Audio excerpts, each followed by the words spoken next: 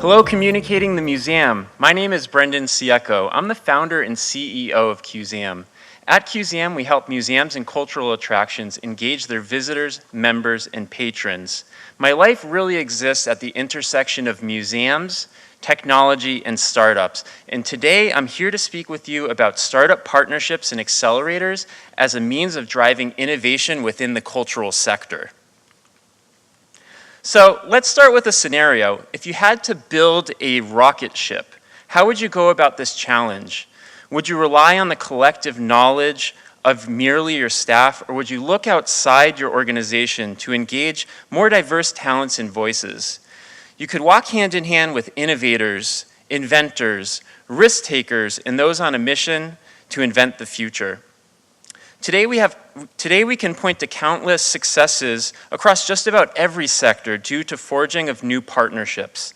Whether it be to solve a problem or fill a void, partnerships let us focus on what we do best and outsource what we do not.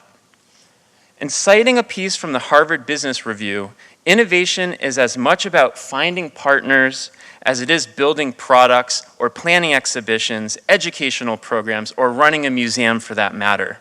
Innovation is here for the taking, and it's as easy as it's ever been to jumpstart today.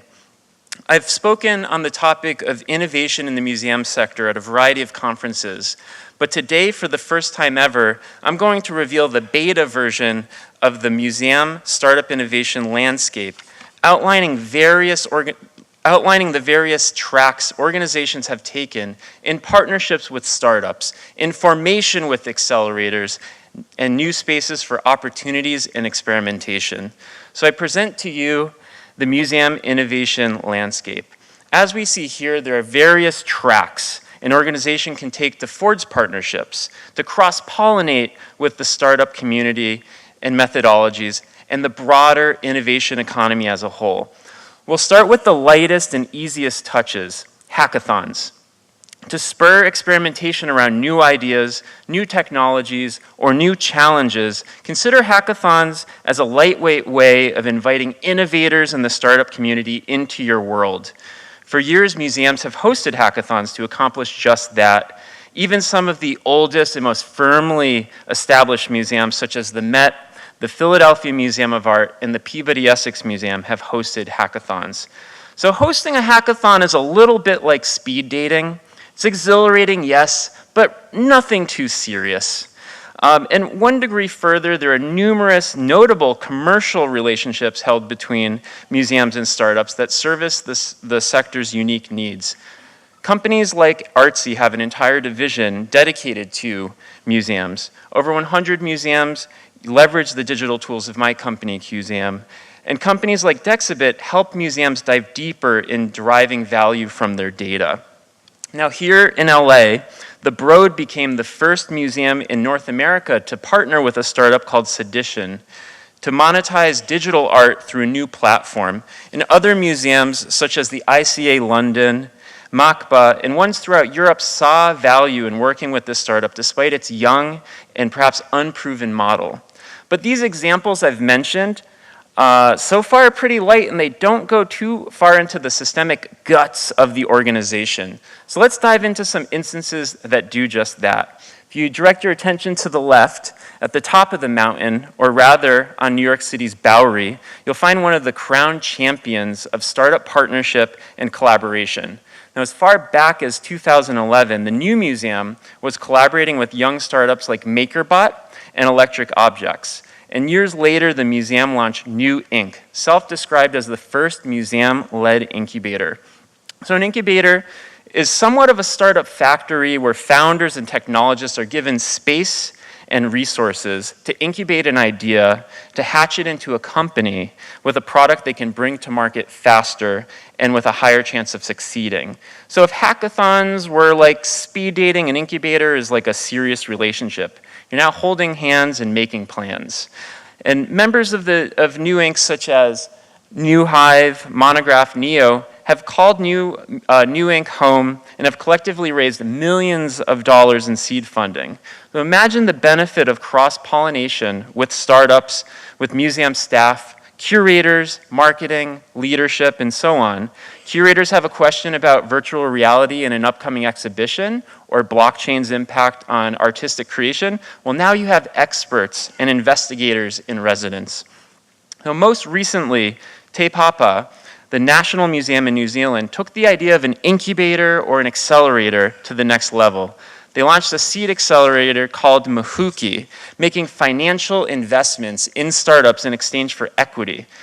Now we're talking about full-blown marriage. There's love, a honeymoon phase, ups and downs, sleepless nights, and at some point, the babies are born. But now with a real financial stake in their future. The museum saw an opportunity to support and engage the local region, boost innovation, and deepen partnerships with startups who built something that addressed one of their strategic needs and challenges.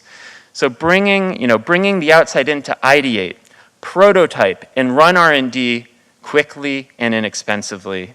Mahuki has allocated funding to kickstart innovation in a way no museum had ever done before. And looking at what's been done, there's a common thread between all of these, bringing new people together, innovators, cultural practitioners together under one roof, physically, to work side by side. The Minneapolis Institute of Art experimented with co-working years ago. They had an entrepreneur in residence. Acme over in Australia launched AcmeX, a cash flow neutral, might I add, co-working space. And the New Orleans Contemporary Art Center is the latest to enter the space, co-working. There are over 7,000 co-working spaces globally, and museums are now in the arena. So any form of innovation, if you haven't gathered by now, gets me really, really excited in this sector. And innovation isn't limited to technology or startups or new buzzwords and concepts that appear to pop up daily. But like everything new, we must ask ourselves, is this progress or is this buzz? But was it ever shocking when museums started to open restaurants, retail operations, marketing departments, websites, put their collections online, or other pursuits that probably had their earliest trustees and directors rolling in their graves? These are things that are here to stay and have greatly impacted the sector. Museums, just like startups, are living and breathing organisms. Startups can take on risk, spur new innovation, and do so at what seems to be a light speed pace juxtaposed to just about any industry. While you might not need or want to build a space-bound rocket ship, consider what a splash of rocket fuel might do in helping your museum on its journey to be the absolute best it can be. And to leave you with a fun fact, the father of the modern rocket was a man named Robert Goddard of Worcester, Massachusetts. This was around 100 years ago, but guess who funded the initial research? The Smithsonian. Now it comes full circle and it goes both ways. Thank you very much.